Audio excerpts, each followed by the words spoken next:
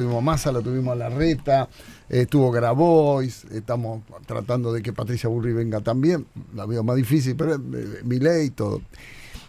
Pero todos coinciden en algo, hay un punto con mirada distinta a cada uno, pero que es el tema de la seguridad. Entonces dijimos, pará, todos hablan de seguridad, pero vamos a hablar con alguien que sabe de seguridad, porque digo, es el punto, eso, y la economía son los dos puntos básicos en esta campaña. Y vino Eugenio Bursaco, es el encargado de la seguridad aquí, y que está planificando lo que sería el plan de seguridad de un Larreta presidente. Y lo tengo acá. Eugenio, ¿cómo andás? ¿Qué tal, Jorge? Gracias por invitarme. Bien. Un placer. Cuando escuchás hablar, todos los candidatos hablan de seguridad. Cuando los escuchás tipos que saben, escuchás tipos preocupados de verdad. Yo creo que la preocupación es real. Lo que hay pocos es que plantean un plan, digamos, ¿no? Y la seguridad requiere de planificación, de trabajo sostenido, de equipos para llevarlo adelante. No es un tema de voluntarismo, no es yo vengo acá y levanto los piquetes, hago esto porque tengo la voluntad. Requiere de planificación, de decisión y de un trabajo sostenido en el tiempo. Y Argentina está atravesada por una crisis muy impactada por el avance del narcotráfico. El narco empeoró la calidad del delito, lo hizo más violento, más irracional, por un celular, como ese que tenés ahí, te clavan un puntazo, te pegan un tiro, digamos, y tenemos que dar una pelea seria en esta materia. Seria desde la frontera, donde se ha generado una especie de colador, digamos, ¿no? Donde tenemos carteles narcos en Brasil muy fuertes. Hoy te diría que el cartel más fuerte de América Latina es el Primer Comando Capital, y está acá del otro lado de la frontera. Dominan todo el norte de Paraguay, digamos, tienen incidencia. Inclusive ha hecho que el negocio de la cocaína se traslade del oeste al este en Argentina. Hoy entra más cocaína por la hidrovía, por todo lo que son las rutas del este, la 12, la 14, que lo que pasaba antes, que era todo por Salta y Jujuy. Que era tradicionalmente una ruta más marihuanera, esa, ¿no? La del este. Así es. Por sobre la del norte, que era clásica de la cocaína, ¿no?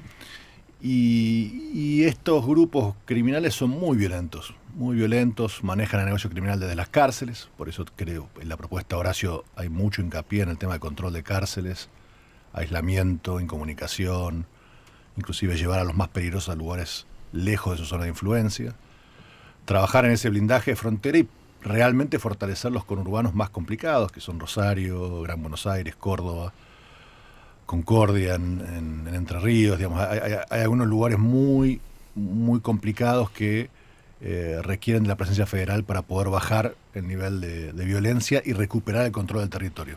Eugenio, el otro día Horacio adelantó, dijo, voy a mandar los militares a la frontera. Palabra más, palabra menos, más o menos dijo eso. ¿Es así? ¿Esa es la idea? Es así. A ver, hoy los militares cuidan nuestras fronteras aéreas y nuestras fronteras marítimas. Si un barco chino entra a 200 millas, es la Marina la que interviene. Si un avión, como el del otro día que se cayó, entra, lamentablemente no tenemos hoy aviones en la Fuerza Aérea para actuar, pero bueno, en la medida que las equipemos, el espacio aéreo lo tiene que controlar la Fuerza Aérea. En lo terrestre, una vuelta atrás y una restricción a partir de un decreto reglamentario de la Ley de Seguridad Interior que impide hacer esto a las Fuerzas Armadas, que lo hacen los chilenos, lo hacen los brasileños y más, que es trabajar en lo que es el patrullaje y el control fronterizo. Y quiero hacer una aclaración en esto. No es que los militares cumplan funciones policiales. No es que vayan a Rosario ni a Córdoba, que investiguen, que hagan allanamientos. Es más bien que controlen la frontera, que es donde entran las armas, las drogas y demás, y que eso permita a los gendarmes, fundamentalmente, también policías federales, a trabajar, ¿no? A liberarlos de ese trabajo que tienen hoy y que trabajen en estas ciudades bajando los niveles de homicidios y de violencia que hay, sobre todo en el Gran Rosario.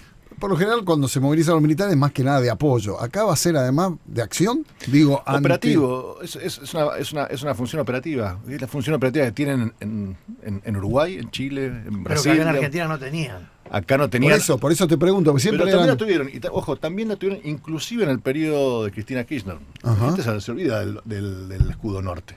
Pero en ese momento se le dio una tarea de trabajo. No tenían buenas reglas, lo que se llama reglas de empeñamiento, no tenían buenas capacidades legales y técnicas para actuar, pero hubo un principio que después continuó en el gobierno de Macri y que ahora en esta gestión se discontinuó.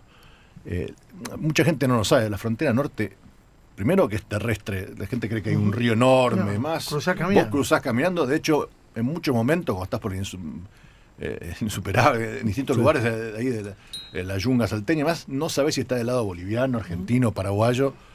y está lleno de picadas por donde entran drogas, armas y demás. Y si uno no tiene un control territorial, y no solo con hombres, también son drones, son radares, es tecnología aplicada, es muy difícil controlar eso. Y esa droga que entra por ahí, la que se consume acá en el Gran Buenos Aires, es la que termina impactando sobre nuestros jóvenes hoy en día. Entonces, el primer principio es empezar a controlar mejor las fronteras y a partir de eso lograr, con Gendarmería, sobre todo, Policía Federal, recuperar el control del territorio. ¿Y esto respeta la Ley de Seguridad Nacional o ustedes creen que hay que modificarla? Nosotros creemos que hay que modificar la Ley de Seguridad Interior y la Ley de Defensa.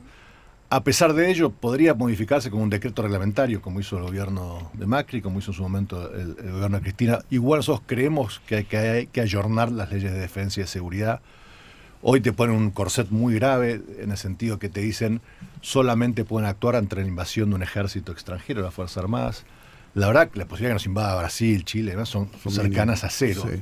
Y hoy en día hay mucha más actividad irregular, no estatal. A ver, por ahí uno de los grupos militares más poderosos del mundo en este momento es el grupo Wagner, que no es un grupo estatal de Estado, o como lo fue en su momento ISIS, que también era un grupo de Estado, y sin embargo hicieron guerras, mataron cientos de miles de personas. El primer comando capital es una amenaza mucho más real. Pasa que la guerra se privatizó. La hace, lo que decía el grupo One, los narcotraficantes. Mercenarios, narcotraficantes. O sea, no lo hacen los estados, lo hacen las agrupaciones. Y vos como país no podés darte el lujo de tener 80.000 personas capacitadas y entrenadas y no actuar por lo menos en el control fronterizo. O con esta cuestión paradojal que es los uso en el mar, los uso en el espacio aéreo y no los uso en la tierra. Tiene que tener reglas claras, leyes de empeñamiento y diferenciarlo de la función policial. Creo que lo que complicó en algunos lugares de América Latina en la intervención de las Fuerzas Armadas ha sido cuando se les dio roles policiales de investigación, de ingreso en las favelas en Brasil y demás. Argentina tiene una buena capacidad de lo que se llaman policías especializadas, que es fundamentalmente Gendarmería, de actuar en esos contextos. Brasil no lo tiene, por ejemplo. Y creo que no hace falta llegar a ese nivel. Ahora, Eugenio, estamos hablando de algo realmente preocupante, que tiene que ver con la frontera, para afuera.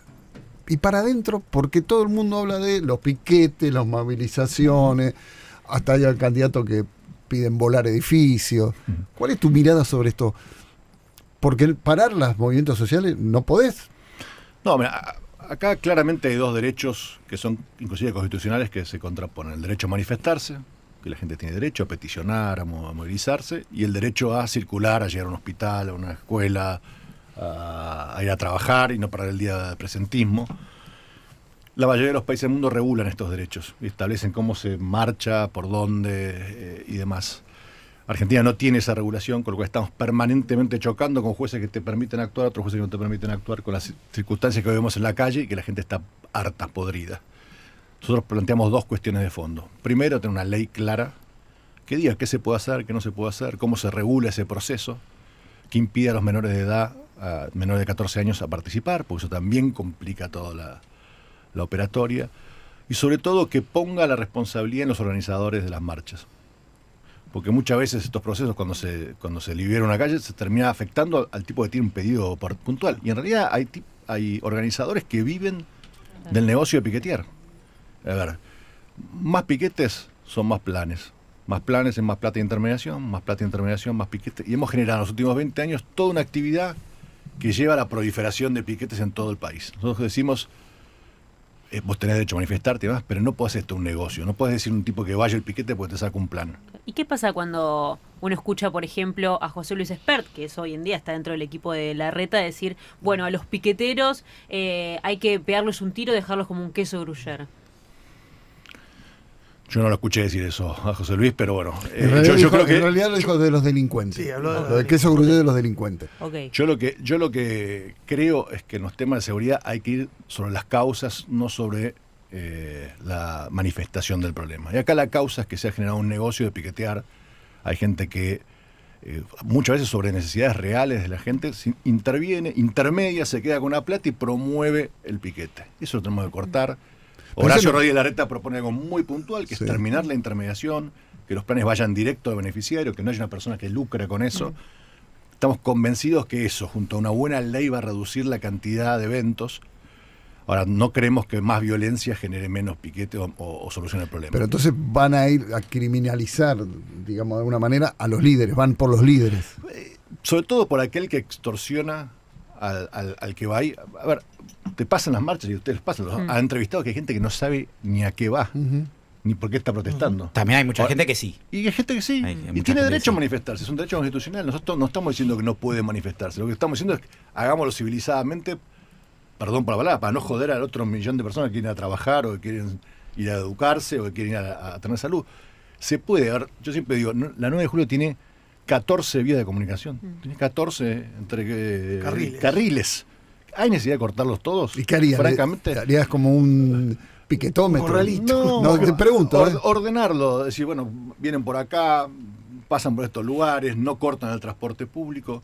Lo que uno no se da cuenta, pero es lo que pasa en la mayoría de los países civilizados. Sí. Me tocó vivir en... No bajan a la calle algunos. No, van por determinada. Y si corta una calle, es esta calle, pero la otra la gente puede circular. No necesidad de avasallar los derechos de otro para ejercer los míos. ¿Y hay que reprimir? La represión siempre es la última ratio del Estado. Y yo creo que eso ocurre cuando hay violencia, cuando quien está manifestando ejerce la violencia contra personas o contra una institución, digamos. Hace un rato le decía, el otro día hablaba con Mauro, decía, la violencia no puede ser la primera instancia de actuación. Siempre es la última en el caso de Estado. Como Estado vos no te podés no hacer cargo cuando un hecho de violencia está ocurriendo. Lo que no puede ser es la solución del problema de fondo. Porque viste que la gente pide eso rápidamente, lo primero que pide. Y obviamente que sos racional y sabés que es imposible, eso es una locura. A ver, y por eso también te dije antes el tema de la ley con los menores, digamos, muchas veces tenés chicos de 5 o 7 años, ¿qué vas a pasar con un carro hidrante por arriba? No se puede hacer eso. Entonces uno también toma decisiones, primero que son en un contexto determinado y cuando está ocurriendo determinadas cosas. No es lo mismo todas las manifestaciones. Me tocó levantar Cresta Roja en Richeri y no se cortó nunca más en la gestión anterior, digamos, ¿no? Y la gente iba con las valijas C6 además. Pero hubo un hecho de violencia concreto, atacaron a la gente y demás. Entonces eso nos permite actuar. Ahora, hasta que eso no ocurrió, el juez no liberaba la traza. Digamos. Bueno, acaba de decir algo que me da pie para lo que le quería preguntar, porque Eugenio, que hoy está trabajando y es uno de los puntales de la campaña de Horacio Rodríguez Larreta en los temas de seguridad, fue el 2 de Patricia Bullrich durante los 4 años de macrismo. Entonces, yo te pregunto, digo, habiendo trabajado, también sé que trabajaste con Horacio en las épocas en las que estaban juntos en la ciudad y ahora volviste a trabajar. Pero habiendo trabajado 4 años con Patricia, ¿por qué elegiste a Horacio Rodríguez Larreta para colaborar dentro del espacio del PRO? Porque creo que Horacio es la persona más capacitada para sacar el país adelante. Él cree en los equipos, en los planes, ha trabajado en esos planes seriamente, tiene una forma de aproximarse a la problemática que es la que corresponde. Creo que quiere sumar aparte expresiones del peronismo, del radicalismo, de otros sectores que permitan que esos cambios, además, no, digamos, cuando uno hace un cambio profundo, que la siguiente gestión no los cambie, digamos. Nos pasó, mira, en temas de seguridad, disolvieron la subsecretaría de lucha contra el narcotráfico. Entonces tomaron decisiones estructuradas, abandonaron la pelea contra el narcomenudeo. Nosotros necesitamos que lo que se logre de avanzar en Argentina gobierne quien gobierne después. Y para eso, para mí, hay que tener sectores del peronismo moderado dentro, sectores del radicalismo. O sea, Horacio busca esta solución política más amplia, no sin convicciones, con convicciones muy claras, con decisión, con planes, con equipos para llevarlo adelante, pero cree en esta conformación política más amplia para que los cambios queden en el tiempo. Porque si polarizamos entre los extremos, es muy probable que los cambios se hagan y después viene el próximo gobierno y los cambie y estemos en este avance y retroceso permanente en el país. Yo creo ¿Qué en es eso. el peronismo moderado? Porque dijiste peronismo moderado. Bueno, ¿qué es? No es el kirchnerismo. No es el kirchnerismo. El kirchnerismo tiene diferencias muy marcadas y muy claras. Si habláramos de todo esto que estuvimos hablando, ellos se presentarían en contra. Pero hay gobernadores peronistas con los cuales tenemos afinidad. Bueno, se habló en su momento de Schiaretti, está Pichetto, ya tenemos. Sí, ya hay peronistas. Digamos, Ritondo, Santilli son peronistas, digamos, sí. con lo cual nuestro espacio, sobre todo el PRO, siempre estuvo abierto a sectores del peronismo que creen en una sociedad integrada, en una sociedad capitalista que avance. Digamos. Hay otros que viven como anclados en el pasado y que sería muy difícil, digamos, que estos cambios. Digamos. Ahora, recién hablaste de peronismo, peronista moderado. ¿No se arma un quilombito acá con un Massa candidato? Porque parece moderado, ¿no? Parece, no sé. Pero Massa es la más clara expresión de este gobierno que estamos viviendo. Sí, y es el ministro, y es cierto eso, pero uno de afuera parece como si fuese espejo, Larreta y Massa. De hecho, son amigos, además. Sí, que Digo, tuvieran... no es más complicado, ¿no era más fácil Guado del otro lado? No sé, yo creo que cada espacio tiene derecho a elegir al líder que quiere. Yo me encuentro con muchas cosas que pienso distinto de Massa. De este plan económico seguro. Esta cosa de toquetear todo el tiempo los impuestos, las cosas, no lo comparto. Todas estas regulaciones parece un Frankenstein que todos los días nos dejan más pobres, con más inflación. Me parece que los cambios de economía tienen que ser estructurales. Y Horacio promueve eso y todos queremos eso. Probablemente es el área donde más se va a marcar la diferencia, en lo económico. Lo económico. Y creo que en seguridad, en lo que me toca a mí también, respecto a lo que sido este gobierno, que además varió enormemente entre la ministra anterior, que era Frederick, el garantismo puro, la no intervención, se peleaba con Bernie, se peleaba con los rosarinos justamente por esto, porque no quería mandar fuerzas federales a Rosario. Rosario, te doy un dato concreto, Jorge. Antes de la gestión de Macri habían 290 homicidios al año en Rosario, año 2014. Llegamos a la gestión, lo bajamos a 140. Nos fuimos a la gestión, en 2 años volvió a 290, este año va a 360. Están con casi un homicidio por día en Rosario. Pero hay voluntad. Digamos, lo que yo veo es, si vos abandonás el territorio, alguien ocupa ese lugar. Y en el caso de Rosario son los narcos. Entonces tenés que recuperar el control del territorio. Yo creo que eso hay una diferencia marcada en la gestión y creo que en eso Horacio tiene plena voluntad y decisión de ir a fondo en el tema. ¿Y cómo van a encarar Rosario? Santa Fe en general, pero Rosario en particular. Son 3 o 4 medidas claras. Uno son 3.000 gendarmes más de los que están ahora para recuperar el control del territorio. Segundo y fundamental, lo que dije, las cárceles. Hoy los monos manejan el negocio de las cárceles, hay que aislarlos, incomunicarlos, llevarlos a lugares alejados. Si vos dejás a los narcos dentro de su zona de influencia, terminan condicionándote el territorio. Hablar de unidades penitenciarias especiales. Especiales, de alta seguridad. ¿Pero construirlas? Inclusive algunas va a haber que construirlas. No ahora, te van a saltar los derechos humanos al cuello, van a decir, alejan de su familia al detenido. Pero esto que estoy diciendo yo, lo hacen España, Estados Unidos, lo hacen todos los países serios. Nadie deja en su zona de influencia a los tipos que manejan un negocio territorial. La idea no es Bukele, ¿no? ¿O sí? No es nuevo, que Bukele también tiene limitadas las garantías individuales, que eso no necesitamos hacerlo. No hay que ir a un extremo para generar soluciones. Ahora, lo que está claro es que si no queremos que nos pase lo que pasó a México y a Brasil, no podemos tener a los narcos viviendo en Rosario y alrededores. No podemos. Ahora, no podemos tenerlos hablando por teléfono y mandando a matar gente. ¿No? Y lo otro que para mí, perdón, ya te doy, que es una ley fundamental, lo que se llama extinción de dominio. Si vos no vas contra la guita, si vos no vas contra el dinero de los narcos, el problema no se resuelve. Si no le sacás los camiones con los que trasladan la droga, los búnkers, los departamentos, las cuentas bancarias, los que le lavan la guita, los políticos que lo protegen, los jueces que lo protegen. Exactamente. Sabés que ahí se van a meter en un quilombo, y ¿no? Bueno, pero hay que hacerlo. Una vez nos tocó en la gestión anterior, arrancamos con un punto de venta acá en el 1114, terminamos con el intendente, el viceintendente de Itatí, el jefe de la policía, digamos, ¿no? Cuando uno tira la cuerda tiene que ir hasta el final, digamos, y así hay varios jueces federales presos, digamos, cosa que se pensaba que nunca iba a pasar, digamos, hemos terminado muchos lugares y bueno, el que está del otro lado tiene que saber que tiene un costo estarlo. Sobre ese punto, porque usted recién hablaba de la cantidad de efectivos y demás, me imagino que después también hay que poner la lupa sobre cómo actúan esos efectivos, digo, porque hace poco hubo una condena a policías de la ciudad, hace un par de semanas, por el caso del asesinato de Lucas González, y algunos de los imputados señalaron al jefe de policía de la ciudad. Quería saber cuál es la visión que tienen ustedes sobre ese punto, y también una segunda cuestión que lo expresó justo el padre de Lucas en una entrevista que le hicimos en C5N, que pidió que se cambie el día que se celebra la policía de la ciudad, porque justamente coincide con el asesinato de Lucas González, y es algo que pudieron revisar. Mirá, cuando filosóficamente uno dice yo cuido a los que los cuidan, quiere decir uno apoya a la policía que hace las cosas correctas. Y apoyarlo, dentro de esas funciones de apoyarlo, está sacar a aquel que es parte del problema, digamos, ¿no? Uno valora y dignifica la tarea policial también controlando que aquellos que hacen las cosas mal no queden dentro de la fuerza, y colaborando con la justicia, como se hizo en este caso, cuando alguien hace algo incorrecto. La policía está siempre lidiando en el ámbito de acción donde hay conflictos, con lo cual estar encima para capacitarlo, para prepararlo, para que haga lo que corresponde es fundamental. Y también estar encima y controlar para que cuando cometa un error, ponerlo a disposición de la justicia y hacer una investigación que llegue hasta donde tenga que llegar, que es lo importante. Eso también habla de transparencia y de lo que uno tiene que hacer en materia de seguridad, que es que no hay, y diferenciar claramente el que hace las cosas bien del que hace las cosas mal.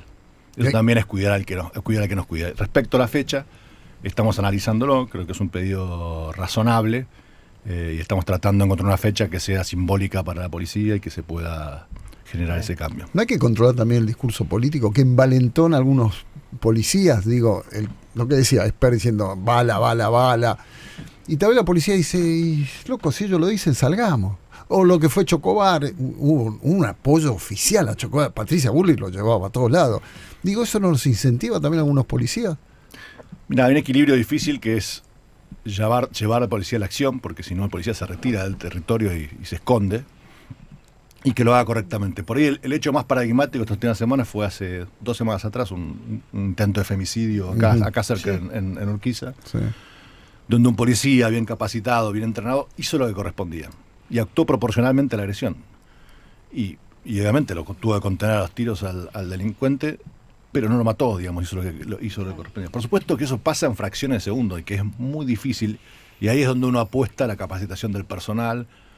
Por eso también hicimos tanto hincapié en la taser, para darle a la policía otras herramientas que no sean arma de fuego para poder actuar, que no sean terminantes. ¿Ya se usó? ¿Hubo algún procedimiento? No, pregunto. Estamos hace una semana en servicio. Están con unas ganas. Estamos con unas ganas. ¿Lo van a nacionalizar? Si son sí, gobierno? La idea con Horacio es ayudar a las provincias a que... Porque ha habido mucha discusión ideológica, para mí falsa discusión, cuando en realidad vos estás tratando de dar una herramienta que evite usar el arma de fuego. Uh-huh. Y hay muchas circunstancias de usar el arma de fuego peligrosa. En una estación de trenes, de colectivo, en lo de la oficial. Sí, sí. En Retiro. Nos pasó con la oficial en Retiro, a nosotros le pasó a la Policía Federal, ahí al frente del Malva, uh-huh, con un agresor con un cuchillo. Una persona con un cuchillo a menos de 3 metros es más letal que con un arma de fuego, en estadísticas internacionales. Ahora, el policía tiene que actuar proporcionalmente a la agresión. Claro. El tipo no le está atacando con un arma de fuego. Ahora, tiene que poder contenerlo, detenerlo y esposarlo. Este es un arma que se usa en más de 100 países, hace más de 20 años, más de 500 cuerpos policiales. Le hemos agregado toda una serie de tecnología para darle seguridad. Hay una cámara que ni bien se reacciona el arma, filma, con lo cual queda todo el contexto grabado para darle transparencia a la actuación. Dejemos a la policía actuar, apostamos no a dársela a todos, capacitamos un grupo especializado y lo vamos a ir extendiendo. Y si nos toca ser gobierno el 10 de diciembre, nuestra idea es poder llevarlo a todo el país y que todas las policías puedan acceder a esta herramienta, porque en la calle, y vos lo sabés muy bien, estos conflictos se dan todo el tiempo. Vos también no se mueven. Hay en la plaza, en un parque, un tipo que está sacado, que demás, saca una faca y digamos... ¿Es muy caro traer las taser? No, el precio de la taser es bastante parecido al arma de fuego. Es más caro lo que se llaman los cartuchos. Esos sí son más caros. La cámara, o sea, es un poco más caro. Pero la verdad que una vida humana vale la pena gastar ese dinero. Digamos. Por supuesto no puedes generalizarlo, ponerlo en los 200.000 policías que hay en el país, pero claramente en grupos operativos, capacitados y preparados, creo que le va a dar muchas soluciones en muchos contextos que hay en Argentina donde esta arma podría ser una buena herramienta. Hablando de vidas humanas, no son pocas las organizaciones civiles, algunas están manejadas políticamente, lo hemos contado, pero hay muchas que lo hacen desde el legítimo interés ciudadano. Vienen denunciando que acá en la ciudad de Buenos Aires los búnker de drogas proliferan con protección de la policía. Hubo un episodio, lo recordamos todos, que ocurrió aquí en el barrio de Valvanera, en donde un periodista pareció casi como que desbarató él una red de comercialización. Sabíamos que había una investigación previa, lo contamos también acá, pero te quiero preguntar eso, ¿cómo se trabaja cuando vos tenés esa sensación de que hay búnker por todos lados y que no se hace lo que habría que hacer para que no se venda más droga en la calle? Mira, desarticulamos búnkers todas las semanas, pero también para ser muy claros, digamos, no es que porque uno vea un punto de venta, al día siguiente voy, detengo a otras personas y demás. Los allanamientos llevan investigaciones, lo que se llama entregas controladas, toda una serie de figuras que les permite al fiscal después poner sentencias contundentes y de prisión efectiva, digamos. Si yo voy y saco 2, después lo que termina pasando es que en el fallo dicen, bueno, eso es para tenencia para consumo personal y salen a los 15 minutos. Entonces, si yo quiero tener y desarticular esos lugares y cerrarlos definitivamente y demás, requiere una investigación que lleva 1 o 2 meses a veces. Sé que eso frustra a vecinos, nos pasa bastante en Constitución y Valvanera, Pero ese evento pasó un día antes de lo que teníamos una operativa de 34 allanamientos. Hicimos al día siguiente más. Y no es que hicimos los allanamientos porque hubo ese evento. Estaban planeados hace un mes y medio atrás. Y esto sé que para ahí es difícil para comprender, para el que no es lego, para el que no es especialista, pero... ¿Fue casualidad? No, qué casualidad. No, fue casualidad, digo, que el día anterior... No sé, eso no lo sé, habría que preguntar. No sé, Pero- no sé, lo que pasa es que el lugar al que se fue era uno de los lugares que íbamos a allanar. Por eso te pregunto, ahora me estás diciendo eso. Entonces, Había olor a y la pileta verdad, ahí, decía, no, yo no haría esa inferencia. Lo que sí digo es que hay que tener paciencia. Ese día metimos presos, creo que ¿cuántos eran? Eran 14 en los búnkers y después fuimos a un hotel que había más y metimos otros 12 presos más. Drogas, armas, y eso es lo que al final te termina generando condenas efectivas y te termina permitiendo cambiar el lugar de fondo. Sé que frustra, pero bueno, parte de la lucha contra el narcomenudeo es eso, extirpar de esos lugares territoriales a las bandas que operan en el... Uno por ahí siente que, y está muy bien esto, hablar con medio, pero uno dice, por ahí si van y allanan 2 casas importantes en Nordelta se termina el negocio de la droga. Y hay algunos que están en, Por eso en te esos, digo, en esos lugares. por eso te digo. Pero no es uno o el otro, Jorge, es uno, No, es uno y el otro. Digamos, el negocio criminal hay que agarrarlo de la frontera, como hablamos antes, Sí. hasta el tipo que la traslada físicamente, el que genera el financiamiento, el de Nordelta o el de los barrios del Gran Rosario. Sí, digamos, cualquiera. ¿no? Dije Cualquiera. Nordelta por decir que es Sí, Nordelta, no se ofende. digamos, ¿no? Pero hemos tenido allanamientos en Nordelta. No sé, por eso te digo. Entonces, son todas las cadenas de un negocio criminal. Esto es un negocio muy redituable, donde uno lo que tiene que sacar es el incentivo económico y hacer que tenga menos incidencia en Argentina, que afecte a menos jóvenes, que haya menos droga en la calle, que sea menos violento, que el territorio esté en manos del Estado y no de estas bandas criminales. Pero ¿la droga llega a todo el país por igual? Porque digo, uno ve Santa Fe, la provincia de Buenos Aires, y la compara que con otra provincia y dice, bueno, no pareciera que afecte tanto la droga o que afecte de la misma manera. Mirá, ¿Qué diferencia hay?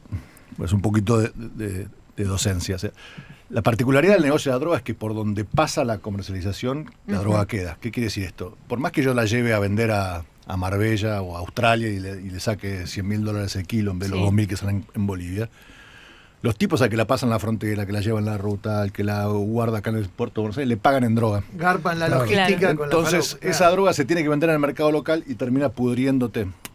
En el 2018 hicimos un estudio de consumo no por casualidad, no digo que los niveles de prevalencia de consumo, los niveles de mayor consumo son todos lugares donde pasa la droga en ese trayecto que Claro. viene de acá a otros lugares. O por ejemplo, en los puntos bajos de frontera patagónica, que es donde va de Argentina a Chile la misma droga. Entonces, este negocio lo que ha pasado es que ha ido generando un mercado de consumo local que es casi, en términos proporcionales, es tan grande como el de Europa o Estados Unidos. Hoy América Latina consume un 20% de la droga que produce. Hace 20 años atrás consumía el 5%. Entonces ya tenés un mercado maduro, los tipos pelean por el territorio, se mueve mucha guita. Entonces tenés que, digamos, desarticularlo y achicarlo. Lo que uno hace en este tema no es que es una batalla gano o pierdo, sino que logro reducir el impacto y entonces hay menos gente que consume, menos violencia en la calle, las tasas de homicidio bajan. Dos últimas preguntitas, agradezco Sí. que hayas venido. Una, las drogas de diseño, sobre todo el fentanilo, que ahora es un flagelo impresionante, son zombies, es terrible. ¿Está ingresando acá o acá seguimos con la droga clásica, por llamarlo de una manera? Mirá, ¿te acordás el caso el año pasado? Puerta 8. Sí, Puerta Puerta 8 sí. fue para mí un intento de empezar a introducir esta droga. Era cocaína, digamos, mezclada con un derivado del fentanilo. El fentanilo es la droga más destructiva que hay hoy en Estados Unidos y en Europa. Para que te des un dato, en Estados Unidos mueren más gente por abuso de fentanilo que por accidente de autos. En un país con más de 400 millones de vehículos, para que nos demos una idea. Se consume en microgramos, con lo cual cualquier pequeñito de más que consumir te mata. Es una especie de morfina sintética, se usa para anestésicos, y que la fueron metiendo en la población a partir de los remedios formales y que hoy tiene un montón de adictos en Estados Unidos y en Europa. Y estamos empezando a ver en América Latina algún surgimiento de esta droga. Es muy jodida, porque eso entra y deja un tendal de muertes Terrible. terrible, digamos, con lo cual hay que estar muy preparado en fronteras, en aeropuertos. ¿Se están preparando para eso? Porque es lo que viene, ¿no? Es lo que viene. Es lo Hay que que viene. prepararse para eso porque eso sí que es otra dimensión de problemas. Sí. Y lo último, como al pasar, cuando hablabas de la frontera, hablaste de la Fuerza Aérea y dijiste no tenemos aviones. ¿No hay aviones? Bueno, estamos hace tiempo discutiendo la compra de aviones que se llaman multipropósito. Se han deteriorado mucho el equipamiento de las Fuerzas Armadas. Nosotros venimos diciendo hay que equiparlas y ponerlas operativas de vuelta, porque si no, por más que entre la avioneta, si no tenemos radares. Y ahí voy a hablar, así como siempre soy crítico, de una política de Estado. Argentina, a través de INVAP, ha hecho una política conjunta, la hizo el gobierno peronista, lo hicimos nosotros, de poner radares en todo el territorio. Esos radares fijos hay que agregarle radares móviles para ocupar los puntos ciegos que hay en la frontera.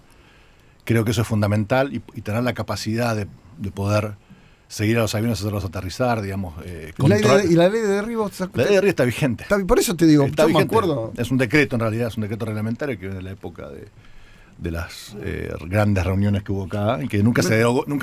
Me acuerdo en Mar del Plata. Mar del Plata. Ahí se puso en vigencia. Tenés buena memoria, Jorge. Sí, me acuerdo. Empezó ahí y desde entonces se discutió mucho, pero sigue el decreto vigente, con lo cual hoy... O sea, lo podrías aplicar lo tranquilamente. podés aplicar. Hay un protocolo de actuación que te lo permite Si hay que hacerlo, lo harías.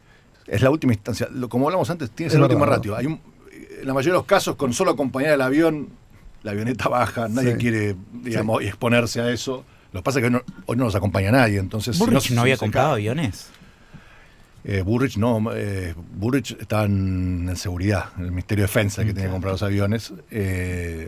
Hoy está en la discusión si los aviones americanos, los chinos, todo esto. Tenemos que salir de esa discusión y realmente equipar a la Fuerza Aérea para poder... Porque los aviones que tenemos son muy, muy viejitos y ya están quedándose sin horas de vuelo. Eugenio Bursaco, te agradezco mucho que hayas venido, que nos aclares un poquito, porque todos hablan de seguridad, pero nadie profundiza para saber cuando se habla de seguridad de qué se habla. Te agradezco que hayas venido. A vos, Jorge. Gracias. Señores, nos pasamos un poquito, pido disculpas, dale. Radio 10.